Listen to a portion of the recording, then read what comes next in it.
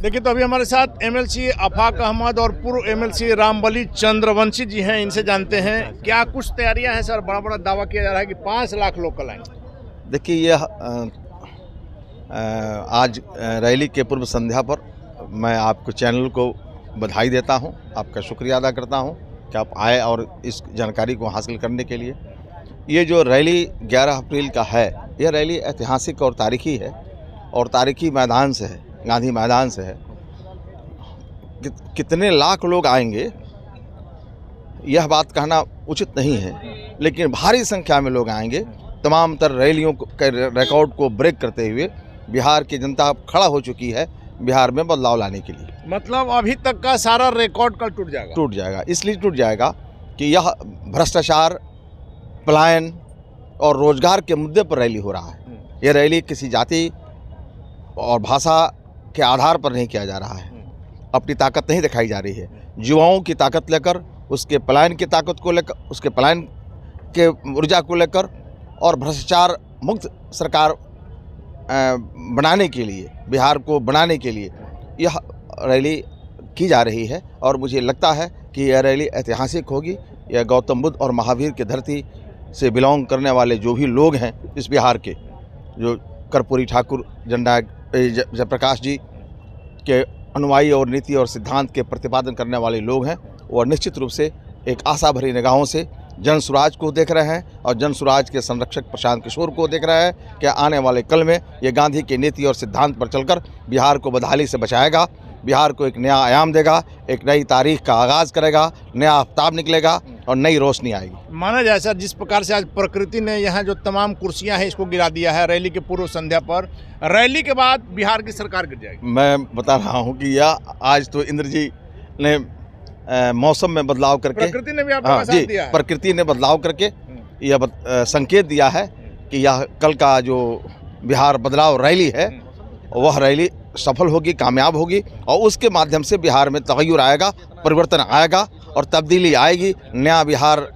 के बनाने में जो लोगों का सहयोग अपेक्षित है वो मुझे मिलेगा। चलिए, नया बिहार बनाने का जो सहयोग है वह मिलेगा। रामबली चंद्रवंशी जी, क्या माना जाए?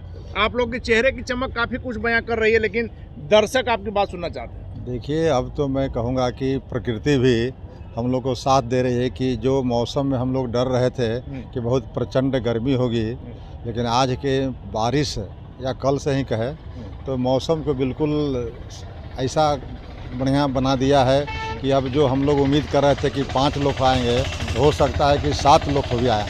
मतलब कि ये रैली अपने आप में कल जो है एक नया इतिहास लिखेगी।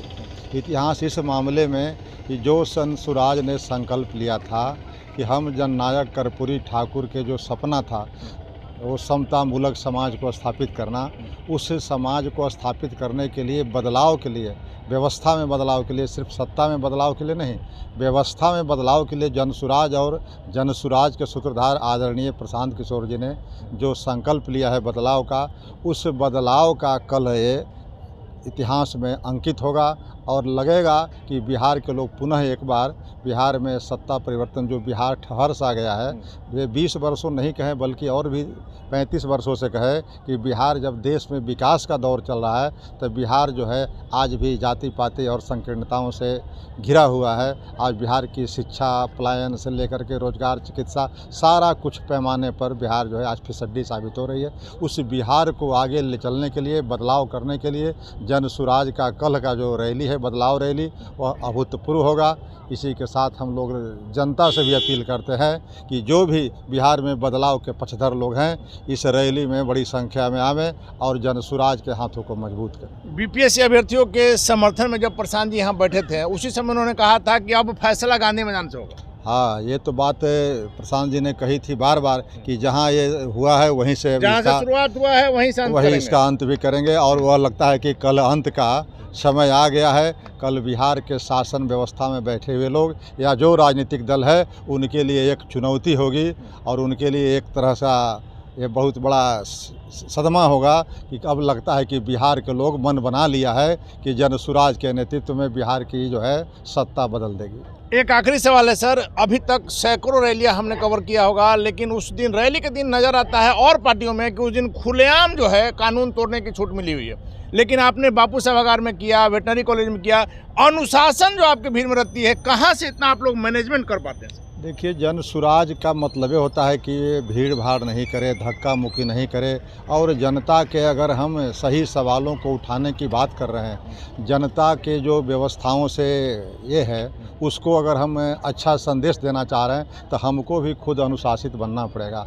और इसीलिए आपने देखा होगा, ठीक कहा, कि वेटनरी मैदान में जो 2 अक्टूबर के हुआ था वो इतनी बड़ी भीड़ थी, लेकिन किसी यात्री को या किसी भी गाड़ी वाले को या किसी पुलिस और ट्रैफिक की व्यवस्था करने की ज़रूरत नहीं थी। सारे के सारे जनसुराजी अपने हिसाब से अनुशासित ढंग से शांतिपूर्ण आए और शांतिपूर्ण चले गए। कल का भी रैली उसी तरह को देखने को मिलेगा और उस दिशा में हमारा जनसुराज ने अपना प्रबंधन भी किया है कि अधिक से अधिक लोगों की असुविधा नहीं हो। इतनी बड़ी जमात में भी सब लोग व्यवस्थित होकर के आवें और व्यवस्था और अनुशासन को बनाए रखें। किसी का डेली रूटीन नहीं गड़बड़ा है। निश्चित तौर पर लगातार आपको हमने जो दिखाया है कि जनसुराज की कोई भी सभा होती है उसमें आम लोगों को कोई दिक्कत नहीं होता है। जो लोग आते हैं इतने अनुशासित रहते हैं कि एक मिसाल बनती है। लेकिन जो लगातार आपको हम दिखा रहे हैं, और कल की रैली पर भी हमारी निगाह बनी हुई है, क्योंकि कल की रैली प्रशांत किशोर का माने या ना माने शक्ति परीक्षण है। और चूंकि चुनावी वर्ष है, इसमें क्या कुछ कर पाते हैं प्रशांत किशोर, यह कल भीड़ तय करेगी। फिलहाल बने रहे ब्रेकिंग व्याख्या।